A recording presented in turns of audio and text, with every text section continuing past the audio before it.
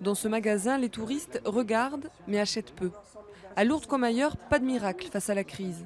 Ici, les commerçants enregistrent en moyenne une baisse de 20% des ventes, les sanctuaires de Lourdes un déficit de plus d'1 million d'euros. On enregistre une baisse du panier moyen, moins de pèlerins qui viennent, moins de pèlerins de pays européens qui viennent. Bon, voilà, on sait ce qui se passe en Italie, en Espagne, en France. Chaque année, près de 6 millions de pèlerins viennent à Lourdes, des sanctuaires gratuits basés sur le principe de l'offrande. Mais leur façon de voyager a changé. Le nombre de groupes organisés a diminué de 5%, tout comme l'offrande. Les voyageurs individuels sont souvent moins généreux que les pèlerins venus en groupe.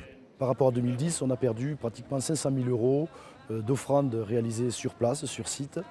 Et à cela, il faut ajouter aussi une baisse des legs qui a été très forte puisque l'année 2010, on avait enregistré des legs importants qui ne sont pas renouvelés en 2011.